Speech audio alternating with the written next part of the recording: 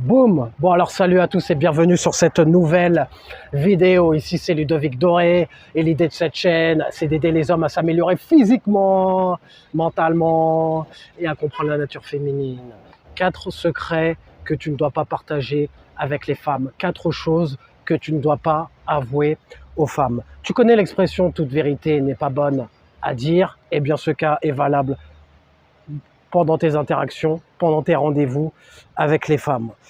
Contrairement à ce qu'on a pu te dire plusieurs fois, qu'il fallait que tu t'ouvres, il fallait que tu montres tes émotions, il fallait que tu partages tes pensées les plus profondes, que tu sois sincère avec les femmes. Donc il y a même des femmes qui peuvent te dire ça. Eh bien moi je te dis qu'il ne faut pas faire ces choses-là. Il faut garder une part de mystère. Les femmes aiment, couchent avec les hommes mystérieux qui ne s'ouvrent pas comme ça. Alors, première chose que tu ne dois pas partager, que tu ne dois pas dire, que tu sois en rendez-vous, ce soit une approche que tu es amené à faire dans la rue, peu importe,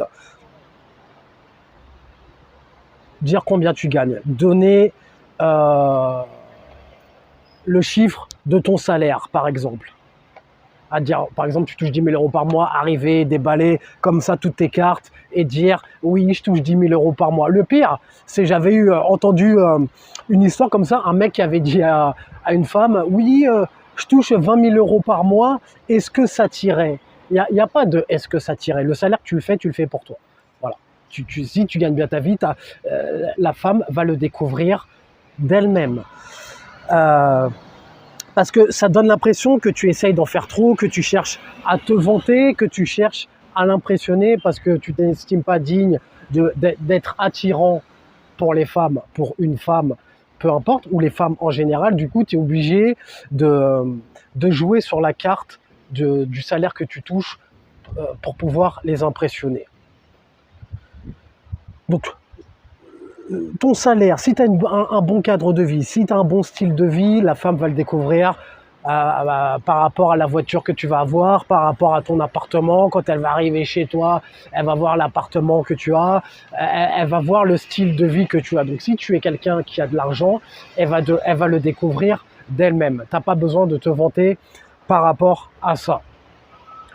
Ensuite, deuxième erreur à ne pas commettre, parler de tes insécurités, de ton manque de confiance en toi, par exemple. Parler de tes faiblesses, parler de tes points faibles. Par exemple, dire que tu es trop petit, que tu ne te sens pas bien dans ta peau parce que tu es trop petit, parce que tu es trop gros, pas assez grand. Tu peux le faire. Tu peux tourner le fait que tu sois petit en dérision, tu vois, avec de l'humour. Par exemple, jouer sur le ton de l'humour en disant « Tiens, je suis trop petit, des fois je suis obligé de mettre des chaussures avec des... comment on appelle ça là ? Semelles compensées pour pouvoir paraître aussi grand que la moyenne. » Tu vois, tu peux le dire en dérision, mais tu ne le dis pas au premier degré, du style « Moi je suis petit, je suis complexé, ça me gêne, je suis pas à l'aise. » Non, tu peux le tourner en dérision. Par exemple, je sais pas, t'abordes une femme, dire ouais, je suis peut-être en dessous de la moyenne, mais bon, je suis un mec cool, quoi. Tu vois, par exemple. Et si tu es en surpoids, tu peux éventuellement le tourner en dérision en disant ouais, t'as vu mon ventre, eh bien on dort bien dessus, ça fait un bon coussin. Tu vas voir que quand tu vas dormir dessus, tu vas passer une bonne nuit. T'auras pas mal au dos, tu vois. Tourner en dérision, jouer sur le ton de l'humour, mais ne pas le dire d'un air sérieux. D'un air sérieux qui laisse transparaître l'image que tu as besoin qu'elle te réconforte, qu'elle te rassure. Non, tu n'as pas besoin qu'elle te rassure. Tu es un homme, tu te prends en charge et tu n'attends pas sur la validation des autres, encore moins sur la validation des femmes pour te sentir bien. Troisième, important celui-là, c'est un peu comme le premier, te vanter sur le nombre de partenaires que tu as eu. Te vanter sur le nombre de conquêtes que tu as eu auparavant sur ton palmarès, comme quoi tu es un player, un playboy qui a couché avec plein de femmes. Les femmes n'aiment pas ça. Elles veulent faire les cochonneries qu'elles ont à faire en privé avec certains hommes, en sachant que ça ne va pas être crié sur tous les toits. Parce que si tu te vantes comme ça auprès d'une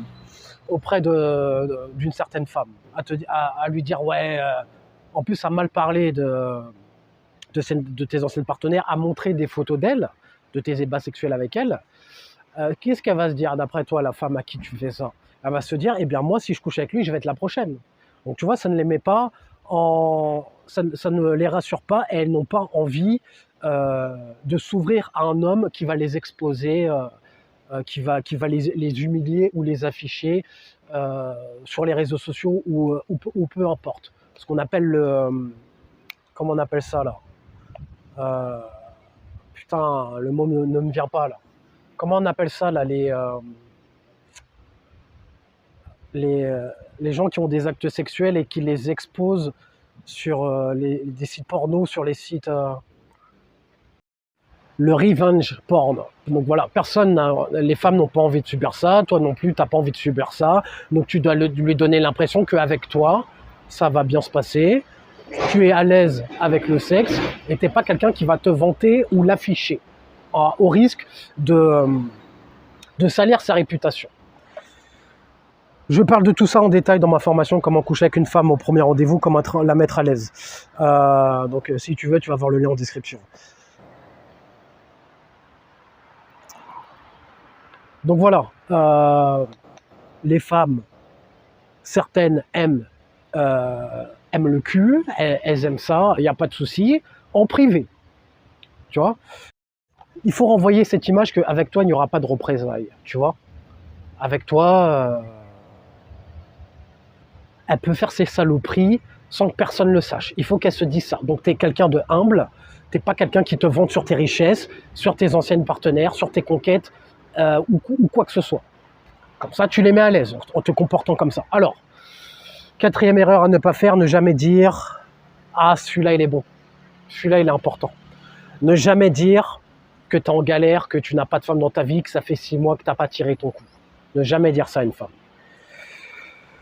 Alors, celui-là, comme je dis plusieurs fois, les femmes aiment les hommes qui savent y faire avec les femmes, qui ont déjà des femmes dans leur vie, les hommes qui attirent déjà d'autres femmes. Si tu dis à une femme que par exemple ça fait 6 mois, ça fait 1 an que tu n'as pas eu de rapport, quand vous posez vos questions bidons, oui, c'est quand la dernière relation que tu as eue, c'est quand le dernier rapport que tu as eu, quand vous posez ce genre de questions de merde en rendez-vous, parce qu'il n'y a pas que les femmes qui posent ces questions. Vous aussi, vous pouvez amener à poser ce genre de questions à 2 balles en suivant les conseils de certains coachs en séduction.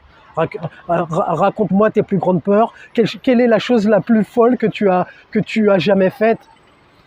Bon, les gars, pendant les rendez-vous, soyez normaux. Essayez pas de sortir de l'ordinaire, soyez normaux. Voilà.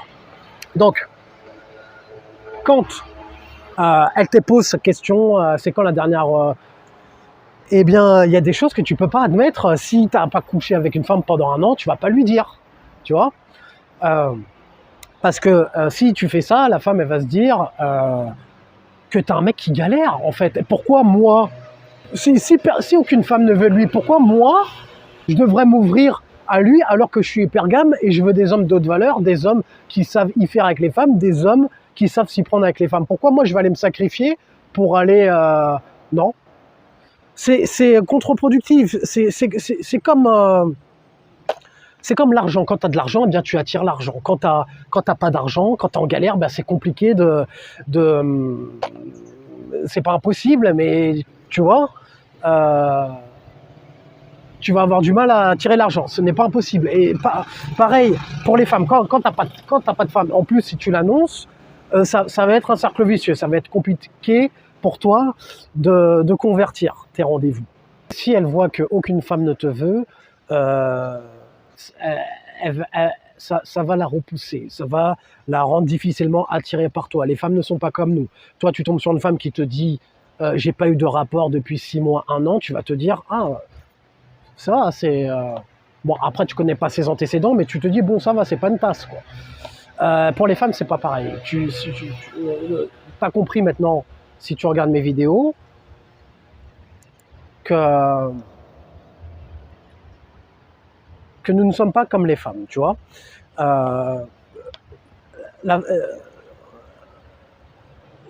Les femmes aiment les hommes qui ont déjà, qui sont à l'aise, qui ne sont pas en galère, qui savent s'y prendre.